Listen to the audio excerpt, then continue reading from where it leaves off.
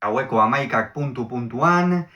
pronostikoak bete dituzte eta 22-4 irabazi diete Senarrek eta Lizeagak Rekalde eta Erostarberi Iruñeko Labrit pilotalekuan jokatutako B serieko San Fermin torneoko A multzoko lehen jardunaldiko lehen norgehiagokan gogoratuko dugu batetik Senarrek eta Lizeagak aurrekanporak eta jokatu behar izan zutela Elgetan igandean, irabazi egin zieten 22 eta 20 Larri, Amiano eta Landari, eta horren ondorioz San Fermin torneoa Labriten jokatzeko txartela eskuratu zuten, eta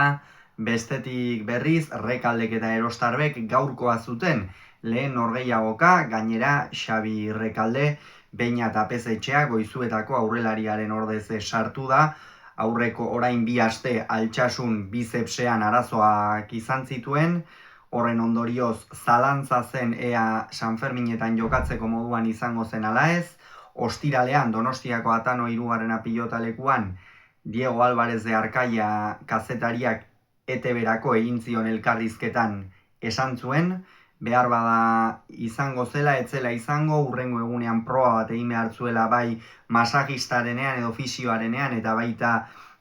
frontoian ere, baina azkenerako ez du heltzerik izan, berak ere esan zuen uda luzea da eta ikusten badut Larri nagoela ez du jokatuko, Larri ikusiko zen eta azkenerako ez du jokatu eta bere lekuan aipatu dugun moduan Xabi Rekalde jarri dute. Gogoratu ezagun gaurko partida honetarako Kain Lizeaga ere Larri xamar iritsi dela, azken finean beretzako ere zen erraza izango gaurko honetara iristea, aurrekoan eskuetatik Larri eta partida ikeragarri gogorra jokatu baitzuten Senarrek eta biek, aipagarria izan zen oroar partida osoan zehar Beñat Senarrek egin zuen lana ikeragarria, benetan alde guztietatik lagundu zion eta horren gatik egin batean ere partida irabaztea lortu zuten. Eta gaurkoan berriz guztiz bestelako partida izan da, guztiz bestelako hasieratik bukaerara arte jaun eta jabe izan dira eta txiki utzi dituzte Rekalde eta Erostarbe lehenengo momentutik. Ikeragarria izan da, benetan zen olako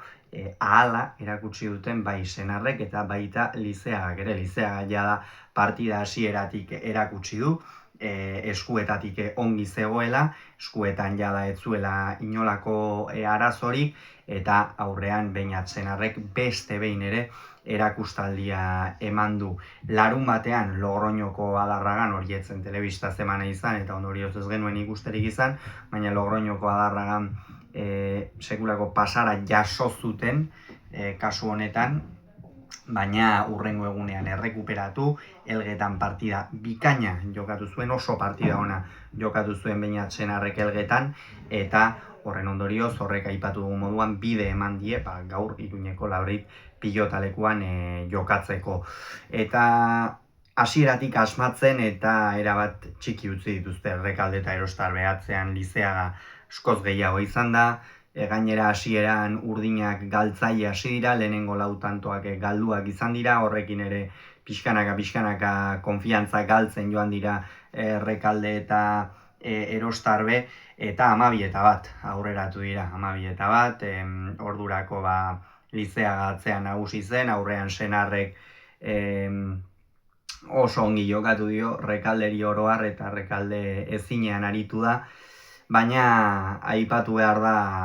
Xabi Rekaldek ere ez diola muzin egin lanari, eta hori ere baloratzekoa da. 22-4 aldu dute, bai egia da, baina Xabi Rekaldek ez dio muzin egin lanari. Xabi Rekaldek jarraitu du, jarrera oso ona izan du partidan zehar, saiatu baita ez da inondik inora ezkutatu, saiatu da alde batetik bestetik, baina gaua aldrebesa, arratsa aldrebesa egokitzen denean, alde guztietatik izaten da normalean, gainera Beñat Senarrek aipatu du moduan ikeragarri asmatu du, goitik beherako partida zoragarria, izugarria egin du, eta hori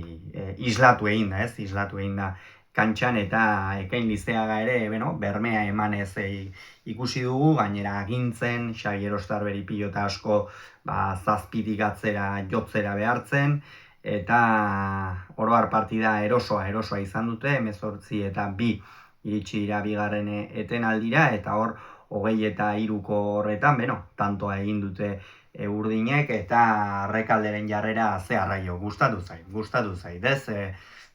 Badakizu, gaua aldrebesa izaten ari dela zuretzat, ezin minez abiltzala, baina zalei esan gora etortzeko,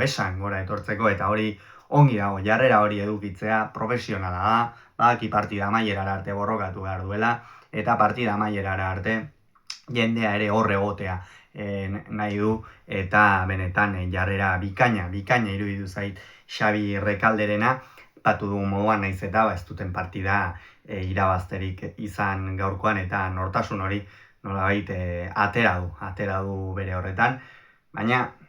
kirol arloari dagokionez, ez da inondik inora azteko moduko gaua izan da gaurkoa, Rekalde eta Erostar berentzat gainetik pasa baitzaizkie,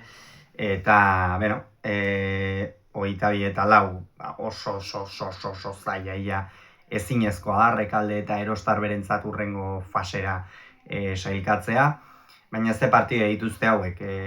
Murua eta Gaskue izango dituzte aurkari, urrengo aurkariak, hasiera batean Zabala zen Gaskuerekin jokatzeko, baina Darioren eskuetako arazoen ondorioz eta Javi Zabalak ere azkenerako izan dituen eskuetako arazoen ondorioz, Ander Murua jokatuko du, bikote bikaina osatzen dute, Muruak eta Gaskuek, eta batetik ostiralean Rekalde eta Erostar beren aurka jokatuko dute, eta larun batean Nafarroa Arenan pentsa 24 ordu baino tarte gutxiagoan, 10:04 izango delako Laurreiteko jaialdia ostiral gauean, eta 5:04 Nafarroa Arenako jaialdia larun bat arratsaldean, oso margin gutxi izango dute, atsedeen hartzeko, baina horrela eraiki dute torneoa, eta ala beharko du, bai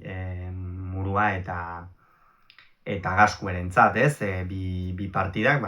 finalean sartzea, oso ordu gutxiren buruan jokatuko dute azken finean, eta larun batean, arratsaldean, Nafarroa Arenan, Senar eta Lizeagaren aurka jokatu beharko dute.